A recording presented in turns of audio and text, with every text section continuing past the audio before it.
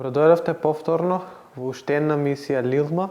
Јас сум Мартин Најдовски, а вие денеска ќе дознаете за една билка која што е коров, која што сите ја газиме, која е една билка која што верувам дека никој не ја цени, а сепак е многу лековита и треба да ѝ се обрати пажња.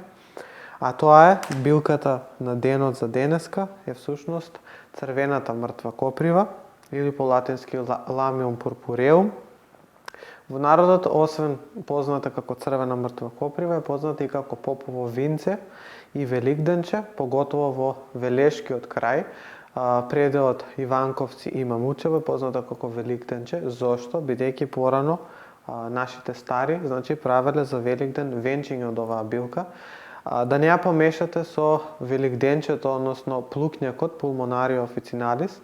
Тоа се две сосема различни билки, но ете народот, зависно од областа, и дал всушност такво име. Незиното латинско име Lamium, зошто се нарекува Lamium? Ради тоа што, како што можете да видите, незините цветови, кои што се поставени на врвот, се всушност како устенца, кој што е отворена, а пак старите грци ги потсетувало на демонот Ламија, чудовиштето Ламија, кој што пак ја дале името на оваа билка, бидејќи ги потсетувала на Ламија, како што реков, тоа било грчки демон во грчка митологија. Оваа билка всушност се карактеризира со тоа што расте на суви, негде може да се најде и на влажни ливади, расте покрај патишта, расте во паркови, ја има насекаде околу нас, ја газиме, а ипак доста е медоносна билка, поготово би препорачал да ја имате покрај пчеларниците, бидејќи самите пчели доста ја сакаат и негуваат. Како пчелар можам да ви потврдам исто така дека доста медоносна билка и доста квалитетен мед може да се најде од оваа црвена мртва коприва. Незините стебленца се всушност 4 аголни, може негде да достигне висина од 50 до 60 сантима, зависно од незиното каде расте. Стеблото е 4 аголно. Како што можете да видите, некои стебленца се по-темно кафени, додека пак некои се по-зелени. Пак ќе кажам, зависно од каде таа расте. На врвот се поставени цветови, кои што се со боја розови или лилјакови, а незините листови всушност се во форма на срце, кои што потсетуваат на срце. Оваа билка е доста полна со антиоксиданси, доста полна со танини, има доста витамин С, кверцетин, изобилува со сапонини и, како што реков, има доста витамин С во неа. Се употребува и како лек, но се употребува и како храна. Пак ќе кажам, штета што народот ја гази, што ја гледа како коров, ја искоренуваат, не ја ценат оваа билка, а сепак е доста лековита и треба да се употребува. Во народната медицина оваа билка се употребува, како што реков, за заштита од слободните радикали, бидејќи има доста антиоксиданси. Се употреба против крварење, поради присуството на танините. Без разлика дали е тоа обилни менструации, потоа може да се употреба кај туберкулоза, може да се употреба кај хемороиди, доста добри резултати дава кај хемороиди, кај најразлични крварења во организмот, внатрешни или надворешни. Надворешно, да речеме, може да се употреби во форма на паста, односно се зема свежа билка. Еве, моментално јас имам аван. Се зема, не морате, ако имате блендер може, но бидејќи како билкар јас ги почитувам традиционалните методи и се стремам со лечење на она традиционалната алтернативна медицина, така да за мене е битно да употребувам аван и ваган. Ја толчите самата билка, не ви треба многу. Како што реков, можете да истолчите, можете да изблендирате, не е битно кој како сака и кој како е во можност. Вака истолчена билка, ја земате на некаква газа, може да биде на крпа, не е битно на што.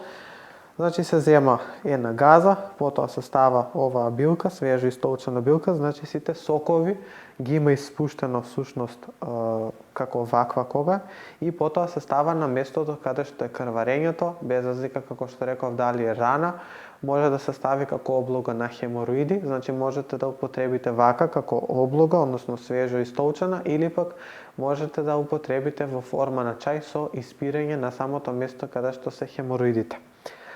Се употребува, доста е корисно да се употребува кај астма, поготово кај алергиска астма, поради присуството на кверцентин, бидејќи кверцентинот е всушност супстанца која действува на чистењето на крвта, значи самата билка действува како антихистаминик, односно действува на намалувањето на симптомите на алергиите, бидејќи е чисти крвта, го зајакнува организмот, а со тоа всушност се чистат сите токсини кои што се присутни во крвта, односно самите алергени.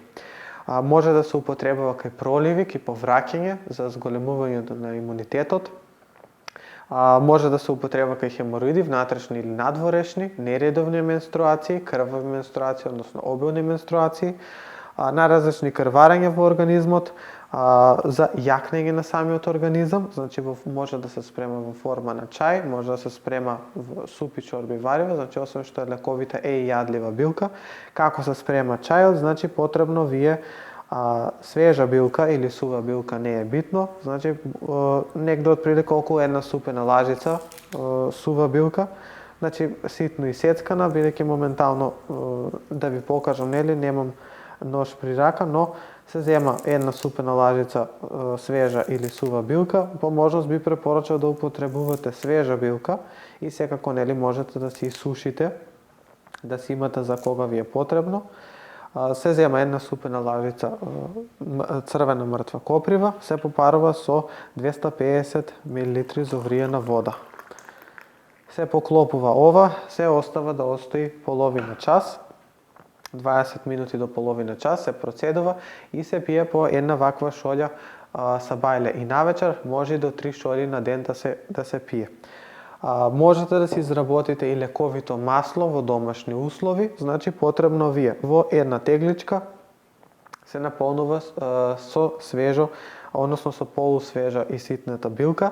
Значи билката ја берете, оставате 2 до 3 дена да се просуши, потоа во една тегла ја наполнувате догоре со билката, ја наливате со ладно цедено сончогледово или ладно цедено маслиново масло, потоа оставате на собна температура 21 ден до 40 дена, се процедува ова масло и се употребува за рани, се употребува за крвави рани поготово, можете да употребувате за хемороиди, значи одличен за хемороиди, за кожни заболувања, екзема, псоријаза и така натаму, одлично масло и доста лековито да се употребува.